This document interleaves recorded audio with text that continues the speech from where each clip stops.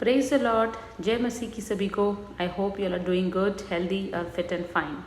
तो चलिए, हमने पढ़ा था लूका का 13 चैप्टर, 6 से 9 तक हमने कंप्लीट किया था। आज हम उसको कंटिन्यू करेंगे।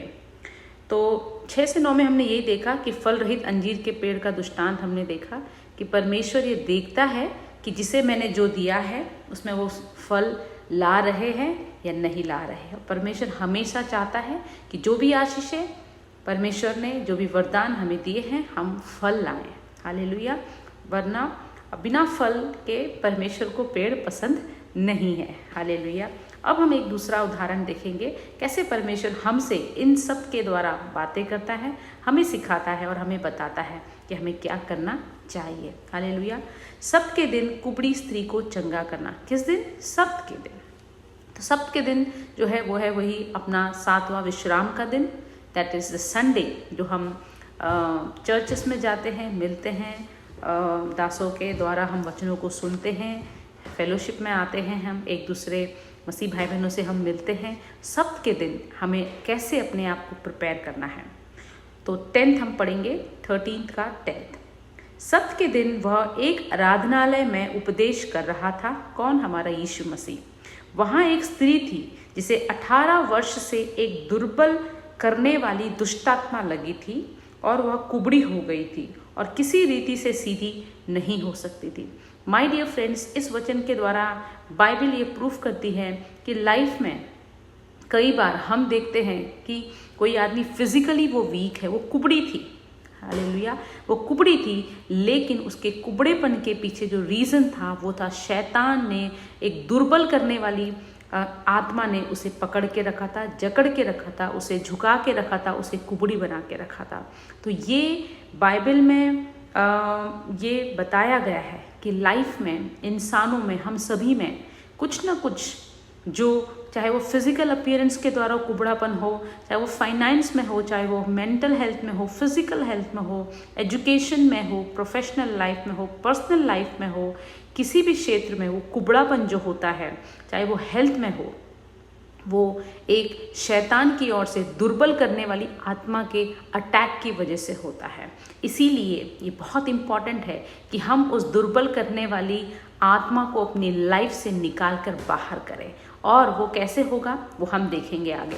तो ये कभी भी हमें नहीं सोचना है कि कोई चीज़ अगर है तो वो बाइबल में लिखा है कि देखिए वो कुबड़ी थी, वो हालेलुया, वो कुबड़ी थी, लेकिन लोग क्या सोचते होंगे कि इसको कोई बीमारी है या इसको कुछ फिजिकल प्रॉब्लम है, लेकिन एक्चुअल उसके पीछे कारण था कि एक दुर्बल करने वाली दुष्ट आत्मा ने उसके ऊपर अटैक किया था। तो माय डियर फ्रेंड्स, ये आँख खोलने के लिए अभी इम्पॉर्टेंट बहुत बात है कि हम अपनी आँखों को खोलें, मनों को खोलें, दिमाग को खोलें और ये समझें कि लाइफ में बहुत सारी ऐसी बीमारियाँ होती हैं, ऐसी फिजिकल चीज़ें होती हैं जो हमें लगता है कि कुछ और हैं, बट एक्चुअली हमें उसमें प्रार्थना करने की ज़रूरत है। एक्चुअली हमें परमेश्वर के सामने जाने की ज़रूरत है, इसी स्त्री के समान, ताकि हम उससे डिलीवरेंस पा सकें, हम उससे छुटकारा पा सकें। ऐसी बहुत सारी आदतें, ऐसी बहुत सारी चीज़ें, रिलेशन, कनेक्शन हमारी लाइफ में हैं, ऐसी सारी बीमारियां हमारी लाइफ में हैं, परेशानियां, तंगियां होती हैं, जो एक्चुअली जो होती हैं वो शैतान की ओर से दुर्बल, कमज़ोर करने वाली दुष्ट आत्माओं के प्रभाव से होती हैं। तो परमेश्वर के राज्य में जब हम जाएंगे तो वो कैसे हमारी लाइफ से बाहर निकलेगी। देखिए, तो कुबड़ी हो गई थी और किसी रीति से सीधी नहीं हो सकती थी, और ऐसी दुष्ट आत्माएं जो होती हैं वो किसी रीति से सीधी नहीं हो सकती, केवल यीशु मसीह के नाम से वह सीधी होती हैं। 12, यीशु ने उसे देखकर बुलाया और कहा, हे नारी, तू अपनी दुर्बलता से छूट गई।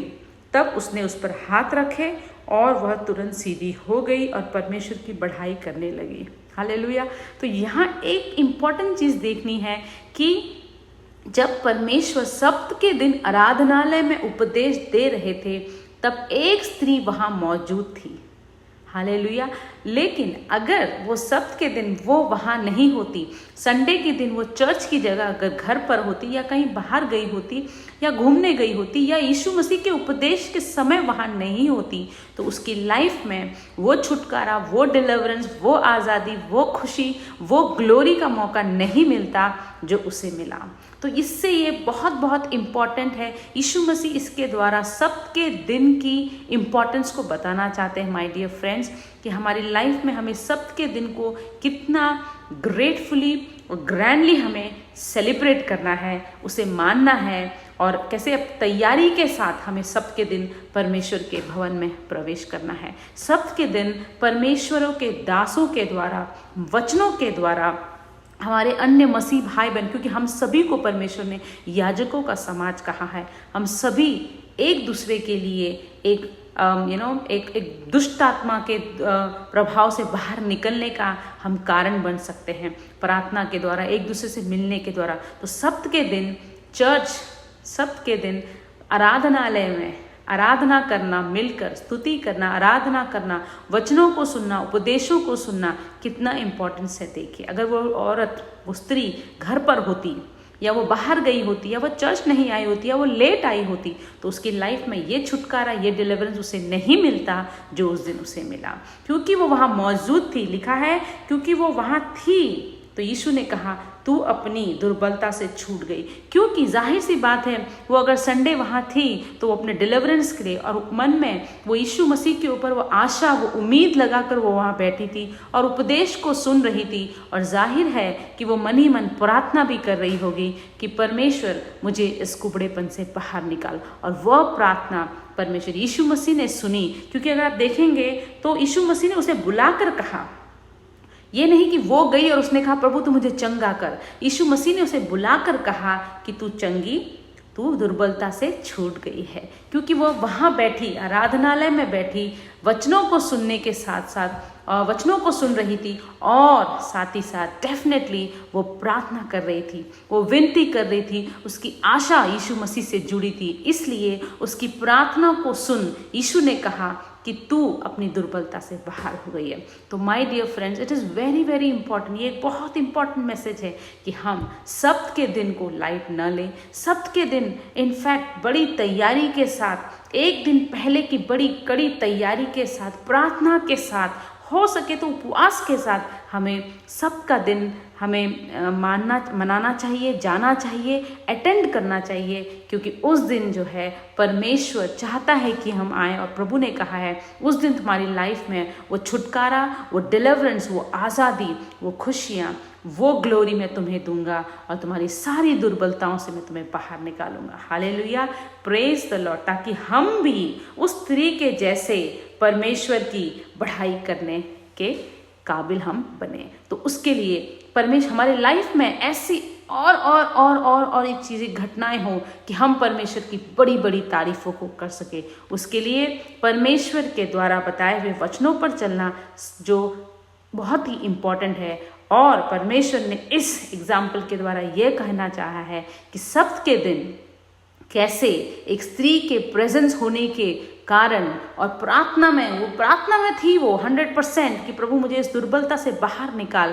प्रभु ने सुना और उसे चंगा किया। वो नहीं गई सामने, वो नहीं गई, प्रभु ने उसकी प्रार्थना को सुना होगा और उसे बुलाया और कहा कि तू तेरी दुर्बलता से बाहर है। हालेलुया। तो my dear friend, it's a good news for us कि हम भी क्योंकि आज परमेश्वर ने अपने दासों के द्वारा, वचनों के द्वारा हम एक दूसरे के लिए प्रार्थना कर कर, उनकी प्रार्थनाओं को सुनकर, पवित्र आत्मा की अगुवाई से हम सभी जो हैं एक दूसरे की चंगाई का कारण, डिलीवरेंस का कारण, छुटकारे के कारण हम अवश्य बन सकते हैं। उसके लिए ज़रूरी है कि हम आराधनालयों में परमेश्वर की स्तुति और आराधना मिलकर करें और उसके द्वारा दिए हुए वचनों को उनके दासों के द्वारा हम सुन सकें।